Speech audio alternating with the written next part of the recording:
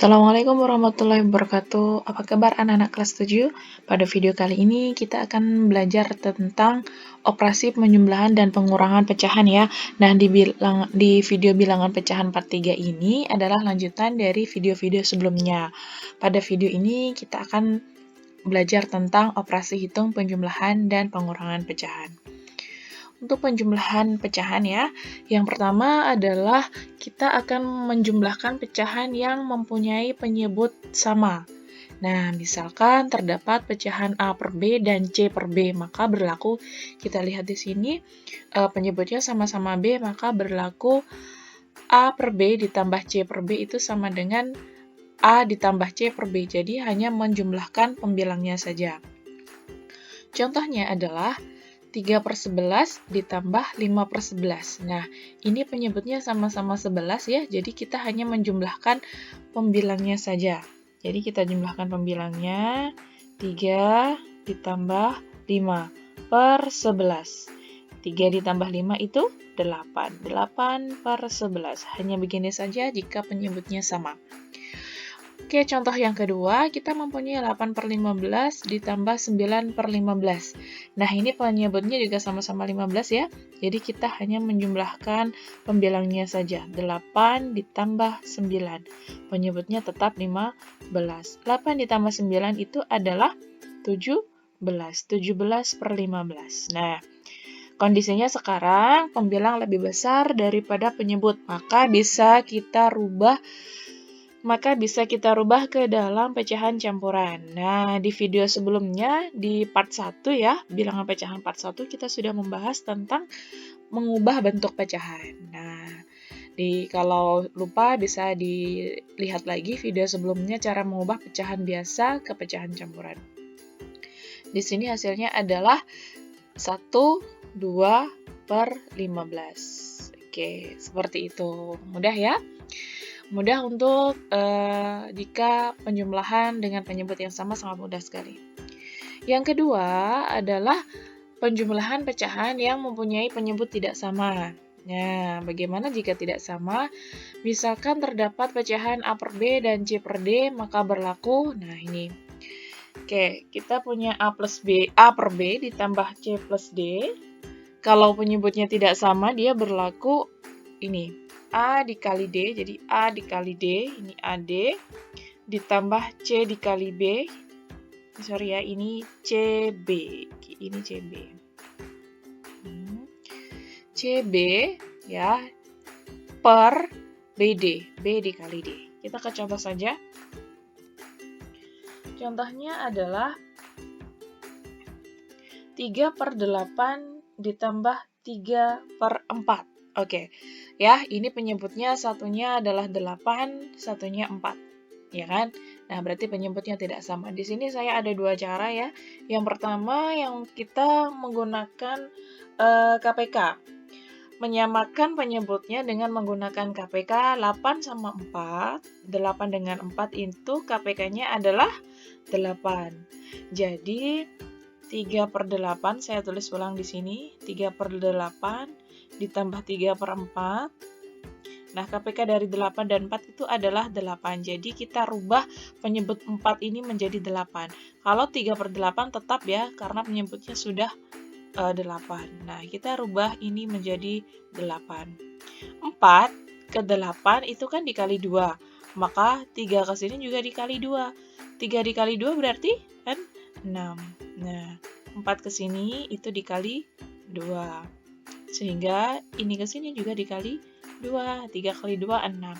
Nah, kalau sudah seperti ini, tinggal menambahkan 3 ditambah 6 yaitu 9. 9/8. Nah, ini boleh dirubah ke dalam bentuk pecahan campuran karena pembilangnya lebih besar daripada penyebut. Hasilnya adalah 1/8.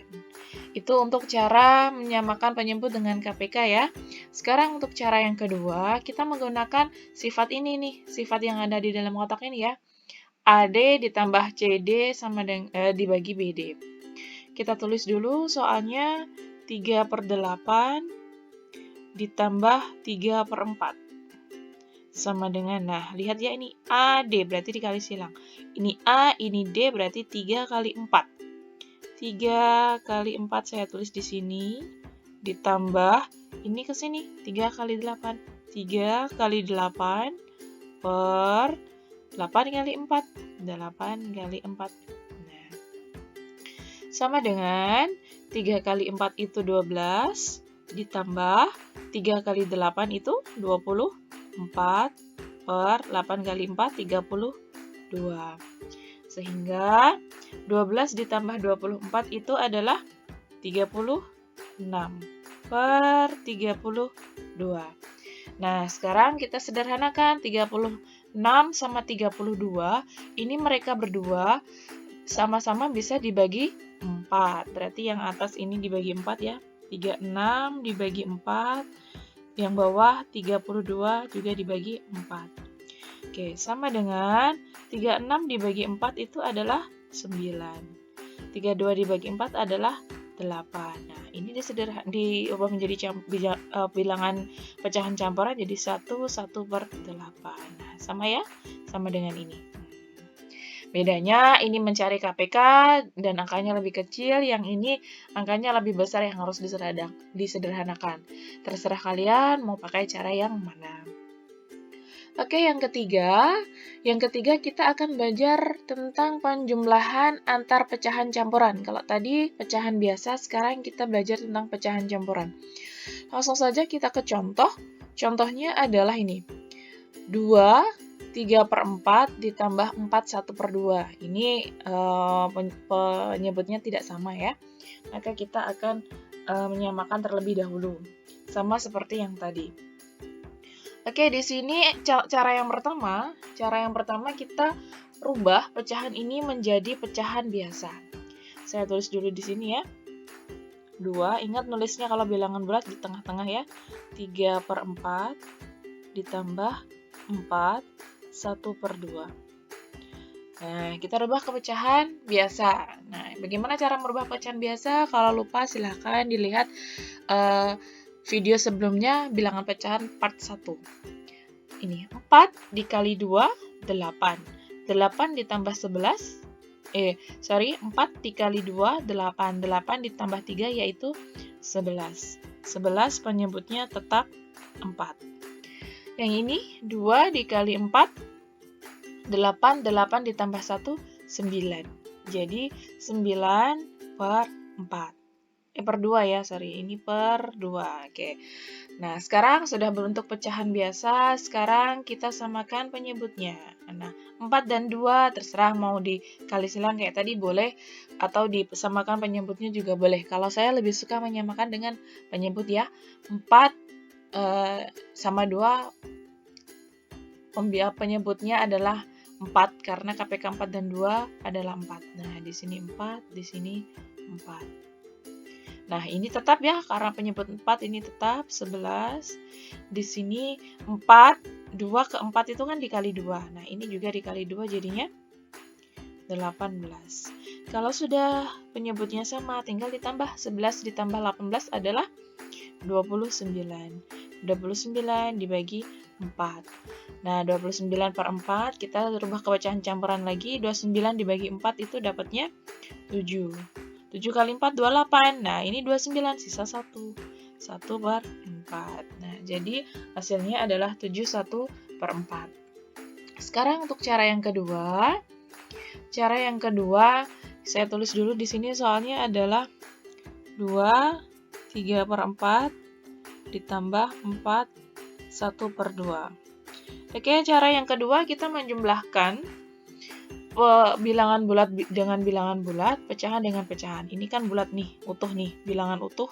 Ini juga bilangan utuh, jadi saya tambahkan di sini. 2 ditambah 4. Nah, ditambah yang pecahan juga saya tambahkan dengan pecahan. 3 per 4 ditambah 1 per 2. Oke, kalau sudah, ini kan 6. 6 ditambah, nah yang ini baru disamakan penyebutnya. 4 sama 2 berarti tetap yang tadi kayak yang tadi. Sini 4, sini 4. Nah, 4 ya. Ini tetap 3 per 4. Nah, yang ini 2 ke 4 kali 2, maka 1 ke sini juga kali 2. Jadi 2 per 4. Kalau sudah 6 ditambah 3 ditambah 2 itu 5/4. Oke, oh ini nggak dikurung juga nggak apa-apa ya. 6 ditambah, nah 5/4 kita rubah ke pecahan campuran, jadi 1/4. Nah, kalau sudah ini boleh ditambahkan lagi nih, 6 ditambah 1, jadi itu 7, 1/4. Oke, hasilnya sama ya, ini juga 7/4, ini juga 7/4. Terserah aja mau pakai cara 1 atau cara 2. Lanjut ke yang keempat adalah penjumlahan pecahan desimal. Oke, penjumlahan pecahan desimal itu kita dengan cara menyusun ke bawah ya. Langkah yang harus diperhatikan adalah yang pertama, letak tanda koma harus diluruskan. Yang kedua, jika banyak angka di belakang koma tidak sama, di belakang angka dapat ditambahkan 0 tanpa mengubah nilainya. Oke, kita ke contoh. Contohnya ada ini. 0,73 ditambah 0,21. Oke, kita cara susun ke bawah, koma harus diluruskan, berarti 0,73 ditambah 0,21. Kita susun ke bawah, penjumlahan seperti biasa. Seperti yang di sebelumnya SD ya, kita menjumlahkan dari belakang. 3 ditambah 1, 4. 7 ditambah 2, 9. Nah, ini komanya lurus. Nah, koma. 0 ditambah 0 ya, 0. Selesai. Ya, mudah ya. Penjumlahan desimal itu mudah. Jadi hasilnya adalah 0,94. Oke. Contoh yang kedua, di sini saya mempunyai 23,61 ditambah 8,419. Nah, ingat di sini letak tanda koma harus diluruskan. Berarti kita harus meluruskan kalau mau susun ke bawah. 23,61 ditambah 8,419. Nah, seperti ini. Jadi, koma ini harus lurus. Nah, lalu yang diperhatikan yang kedua, jika banyak angka di belakang koma tidak sama, di belakang angka dapat ditambahkan 0 tanpa mengubah nilainya. Artinya begini, ini 9 ini tidak ada pasangannya, boleh kita tambahkan 0 di sini. Nah, ini tidak merubah nilainya, tetap nilainya 23,61, 0 di sini boleh kita tambahkan tanpa merubah nilai. Jadi kita tinggal tambah saja, 0 ditambah 9, 9, 1 ditambah 1, 2. 6 ditambah 4, 10 ya, seperti biasa, tulis 0, simpan 1 di sini. 1 ditambah 3, 4, 4 ditambah 8, 12. Simpan 1 lagi, 1 tambah 2, 3. Jadi hasilnya adalah 32,029. Nah, seperti ini. Mudah ya? Nah, dua langkah ini harus diperhatikan. Kita ke pengurangan pecahan sekarang, konsepnya sama seperti penjumlahan ya, sifat-sifatnya sama, cara-caranya juga sama. Oke, langsung saja kita ke pengurangan pecahan dengan penyebut yang sama. Misalkan terdapat pecahan A per B dan C per D, maka berlaku A per B dikurangi C per B sama dengan A dikurangi C per B. Nah, sama. Bedanya kan kalau yang tadi ini ditambah ya, konsepnya tetap sama. Contohnya adalah 5/7 dikurangi 2/7. Nah, penyebutnya sama, ya tinggal mengurangkan pembilangnya saja kan. 5 dikurangi 2. Berapa? 3. 3/7. Nah, mudah. Contoh lagi, misalnya ini 23 dikurangi 9/23. 14/23 dikurangi 9/23 sama kita tulis penyebutnya 14 dikurangi 9. Berapa 14 dikurangi 9? 5. 5/23. Ya, seperti ini. Sangat mudah jika penyebutnya itu sama. Nomor 2, bagaimana dengan pengurangan pecahan dengan penyebut tidak sama? Nah, misalkan ada A per B dan C per D, maka berlaku A per B dikurangi C per D sama dengan A dikali D dikurangi C dikali B ya. Ini B lagi, saya salah tulis di sini. Ini per B. Oke. Jadi, A kali D dikurangi C kali B sama dengan dibagi B per D. Contohnya adalah ini. Nah, oke, sama seperti yang penjumlahan, kita mempunyai dua cara. Yang pertama sama seperti tadi ya, kita rubah ke dalam penyebut sama. Jadi kita samakan penyebutnya. 7 per 8 dikurangi 2 per 3. Jadi 8 sama 3 kita cari KPK-nya dulu. Nah, 8 sama 3 KPK-nya adalah 24. Nah, 8 ke 24 itu dikali 3. Jadi 7 ke sini juga dikali 3. Berapa hasilnya? 21. Nah, sekarang kalau ini 3 ke 24 dikali 8, maka 2 ke sini juga dikali 8, yaitu 16. Sehingga 21 dikurangi 16, 5. 5 per 24. Cara yang kedua, kita menggunakan ini ya. 7 per 8 dikurangi 2 per 3, sama. A dikali D, 7 kali 3, 21. Dikurangi 2 kali 8, 16. Per 8 kali 3, 24. Nah, sama ternyata. Jadi, 21 dikurangi 16, 5. 5 per 24. Nah, sama. Seperti itu. Untuk yang ketiga, kita pengurangan antar pecahan campuran. Nah, sama seperti yang tadi. Contohnya, 81 per 3 dikurangi 31 per 2.